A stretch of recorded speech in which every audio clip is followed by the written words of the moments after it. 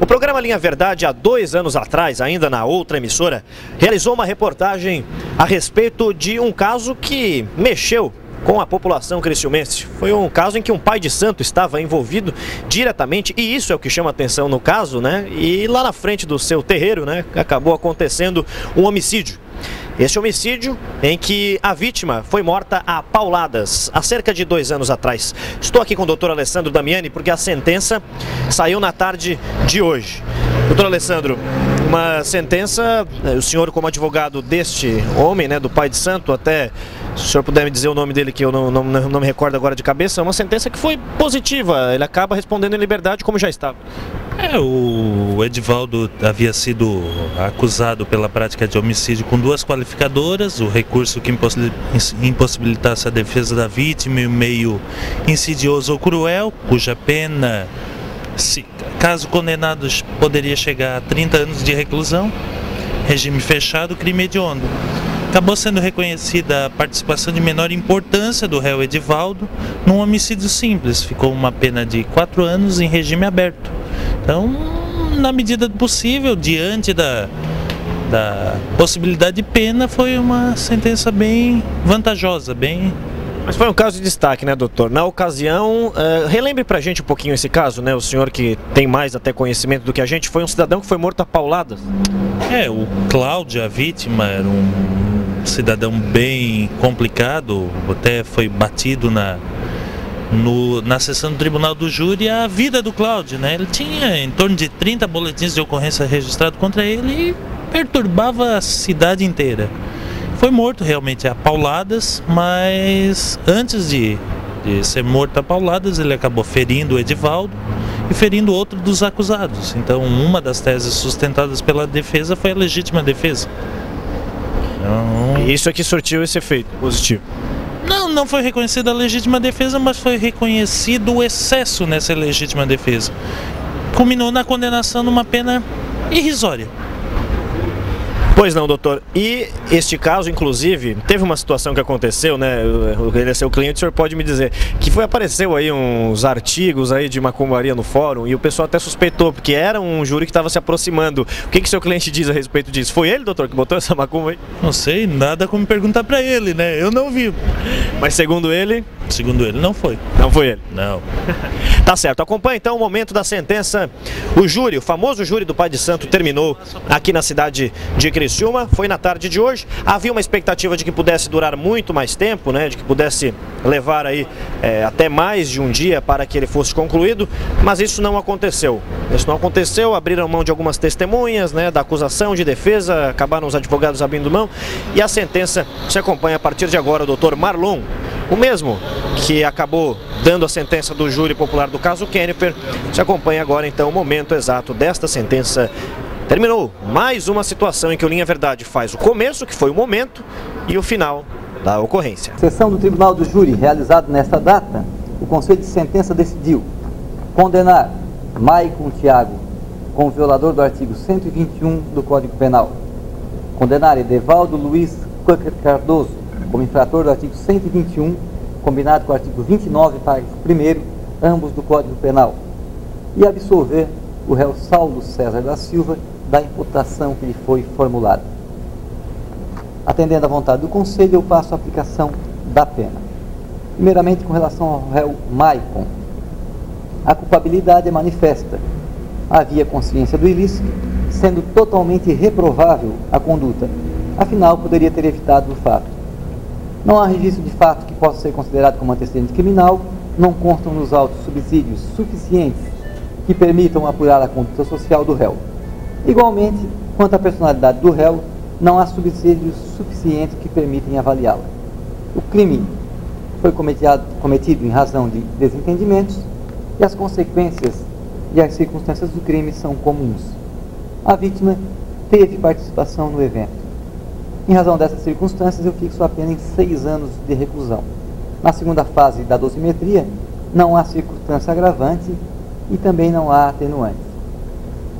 Não há nenhuma causa de aumento ou diminuição, assim a pena de Maicon Thiago fica estabelecida em 6 anos de reclusão em regime semi-aberto.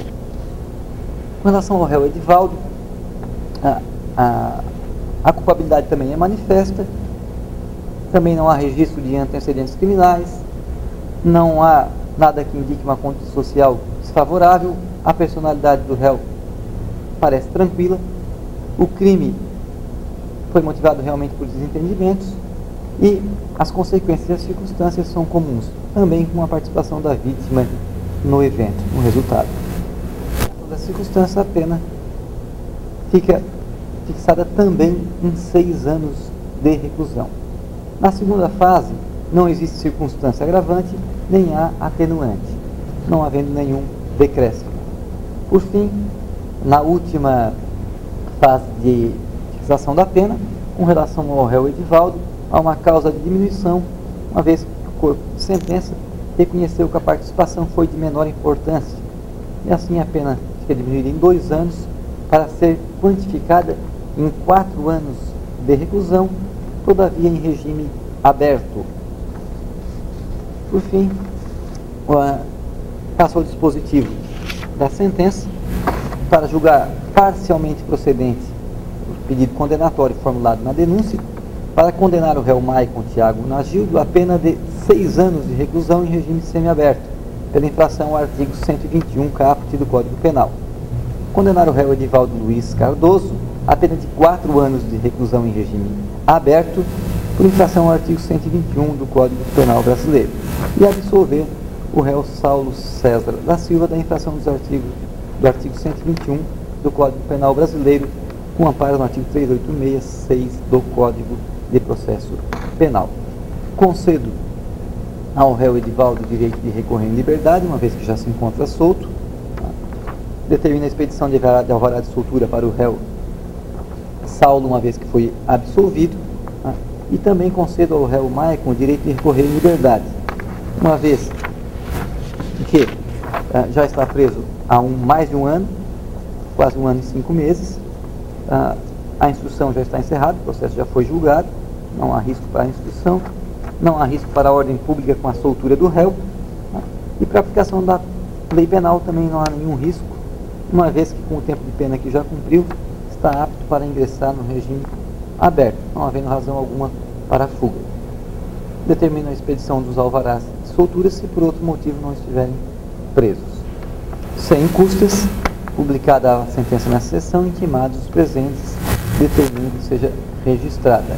Após o trânsito em julgado, determina ao cartório a adoção das seguintes providências: formação de um auto de execução penal definitiva, comunicação à Corregedoria Geral de Justiça para que a condenação seja registrada no rol de antecedentes, e uma comunicação ao cartório da zona eleitoral, onde um condenado estiver alistado, para que a condenação seja registrada, formalizando-se assim a suspensão dos direitos políticos, artigo 15, inciso 3 da Constituição da República.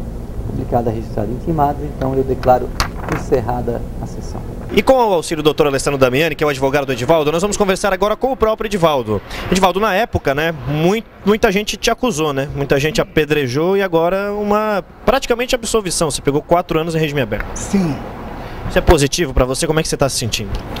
Muito contente com o trabalho que o doutor fez para mim, que eu achava que... Muita fé em Deus, mas na hora eu achava que eu ia ter uma condena muito maior, que eu ia voltar para um regime fechado, e graças a Deus, em primeiro lugar, o trabalho dele, né, muito competente, eu vou continuar respondendo em liberdade, que é o que eu acho e tenho na minha consciência que é o que eu mereço, porque eu não cometi crime nenhum. Certo. Na ocasião, você chegou a ser preso? Sim. Por quanto tempo?